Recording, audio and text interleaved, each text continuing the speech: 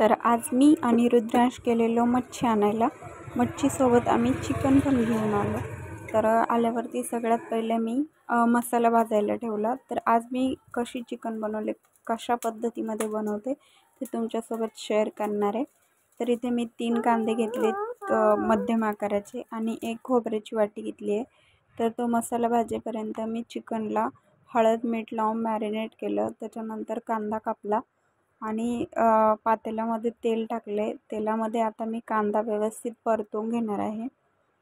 आणि कांदा परतल्यावरती आपण जे चिकन मॅरिनेशन केलं आहे, मॅरिनेशन करताना मी त्याच्यामध्ये लिंबू, हळद मीठ आणि धना पावडर टाकली आहे.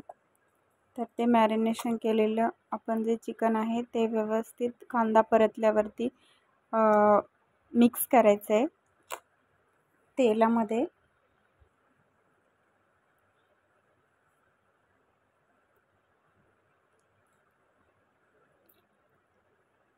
तर आता कांदा थोडासा परतत आला आहे माझा व्यवस्थित. तर आता मी चिकन मिक्स करणार आहे याच्यामध्ये आणि हे चिकन मी वाफेवरती शिजवणार आहे. मी चिकन कुकरला लावत नाही. मी असंच मी असंच पातेल्यामध्ये चिकन शिजवून घेते आणि चिकनला भरपूर छान टेस्ट येते. आणि जर तुम्हाला चिकन एकदम मऊ शिजवायचं असेल तर त्याच्यामध्ये तुम्ही अर्धे लिंबू पिळायचे जेव्हा तुम्ही चिकनला हळद मीठ लावून ठेवता तेव्हा.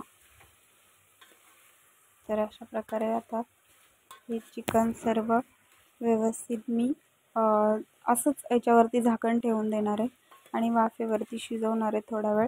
आणि आपण वरती झाकण ठेवल्यावरती त्याच्यामध्ये पाणी टाकायचे आणि हे चिकन मी 5-6 पाणी वरती उकळायला जर हे पाणी उकळलं तर ते त्याच्यामध्ये ओतत जायचे. असे 5-6 वेळा आपण हे पाणी उकळायचे आणि त्याच्यामध्ये टाकत जायचे. म्हणजे चिकन व्यवस्थित शिजलं जातं आणि आपल्याला जेवढा रस्सा बनवायचा आहे तेवढा आपण आधीच आपलं पाणी पण गरम होतं. कुकरमध्ये कधी कधी काय होतं, चिकन खूप जास्त शिजलं पण जातं आणि त्याचे एकदम असे तुकडे तुकडे होऊन जातात. तरी त्यात मी 5-6 पाणी असे चेंज केलेत. त्याच्यानंतर आता आपण काय काय मसाला लागतो आहे तो बघूया. त्याच्यासाठी मी कोथिंबीर घेतली आहे, हे भाजलेले कांदे, खोबरं, खडा मसाला घेतला आहे थोडासा, लसूण आणि अद्रक. तर लसूण अद्रक आपल्याला बिना भाजताच घ्यायचे, त्याच्यामुळे एक खूप छान फ्लेवर येतो चिकनला कच्च्या लसूण आणि अद्रकच्या पेस्टमुळे. तर इथं आता मी हे बांगडे व्यवस्थित स्वच्छ धुवून घेतलेत. तर इथे बांगडे स्वच्छ धुवून घेतल्यानंतर आता याच्या मॅरिनेशनची आपण प्रोसेस बघणार आहोत. आणि हे बांगडे खूप छान होते. आता बांगड्यांना अंडे पण आलेत. तर इथं हिरवी मिरचीची पेस्ट आहे, याच्यामध्ये काय काय मी तुम्हाला सांगते. त्याच्यानंतर बेसन पीठ, हळद, धना पावडर आणि घरगुती लाल तिखट हे घेतले मी. आणि ह्या ज्या हिरव्या मिरचीच्या पेस्टमध्ये अद्रक, लसूण आणि हिरवी मिरची आहे आणि कोथिंबीर.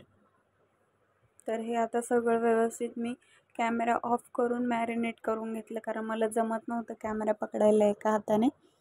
तर व्यवस्थित मॅरिनेशन करून आपण 1-1.5 तास असंच ठेवायचं व्यवस्थित मॅरिनेट होण्यासाठी.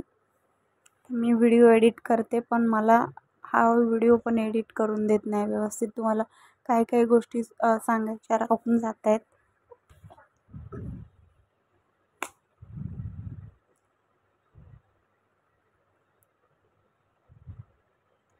तर अशा प्रकारे सर्व बांगडे मी मॅरिनेट करून घेतले. आणि हे बांगडे ना थोडे वेगळ्या प्रकारचे. ह्या बांगड्यांना वरतून काटा असतो आणि हे खायला खूपच चविष्ट लागतात. जे आपले रेग्युलरवाले बांगडे असतात ते बांगडे नाही आहेत हे.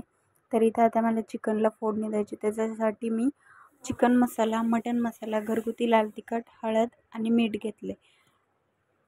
तर आता सगळ्यात पहिलं मी तेल गरम करून घेतलं. त्याच्यामध्ये आपल्याला पटकन हे मसाले टाकायचे, थोडंसं हलवायचे आणि लगेच आपण वाटलेला मसाला टाकायचा आहे. तर याच्यामध्ये आपल्याला एक फायदा असा होतो की आपल्या कालवणाला खूप छान तर्री येते.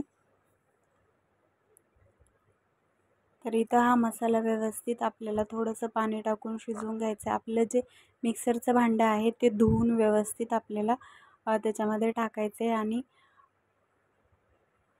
मसाला फ्राय झाल्यानंतर थोडंसं आपलं जे आपण बनवलेलं आळणी पाणी आहे चिकनचं ते त्याच्यामध्ये आपल्याला टाकायचं आहे थोडंसं. याने काय होतं की आपल्या किचनवरती मसाला उडत नाही वरती जास्त. हे हळद मिठाचं पाणी नक्की टाकायचं पहिलं, त्याच्यानंतर मग थोडं थंड पाणी टाकून मसाला शिजू द्यायचा.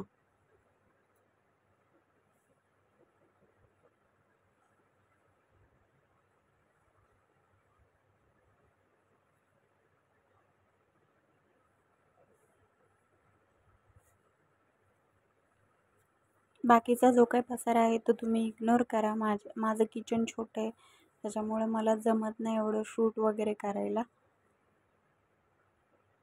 तर इथे आपल्या मसाल्याला आता छान तर्री सुटायला लागली आहे. तर इथे व्यवस्थित सर्व मसाला आता भाजला गेला आहे. तर आता मी परत एकदा थोडंसं हलवून घेते त्याला आणि त्याच्यानंतर आपल्याला याच्यामध्ये जे चिकन आहे ते टाकायचे. तर इथं मी आता चिकन ॲड केलं आहे. तर बघू शकता तुम्ही किती मस्त तर्री पण आली आणि खायला पण खूप छान लागतं. आपण हे चिकनमध्ये टोमॅटोचा वापर अजिबात केलेला नाही आहे. तर इथं आता मी पॅन ठेवलं आहे आणि मॅरिनेट झालेत मस्त बांगडे. तर पॅनमध्ये मी तेल टाकले. आता मी 2-2च बांगडे व्यवस्थित तळून घेणार आहे.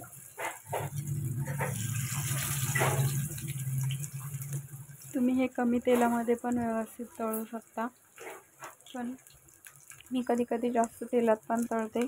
कुरकुरीत होतात मस्त आणि कधी कमी तेलात पण तळते. तर तुम्हाला ही रेसिपी आवडली असेल तर तुम्ही नक्की ट्राय करा.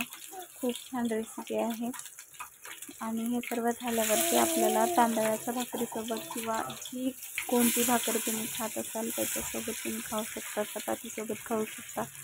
तर इथे बघा आपलं सर्व रेडी आहे. आता कशी झाली ही रेसिपी मला नक्की सांगा आणि आपल्या व्हिडिओला सबस्क्राईब करा, लाईक करा. बाय.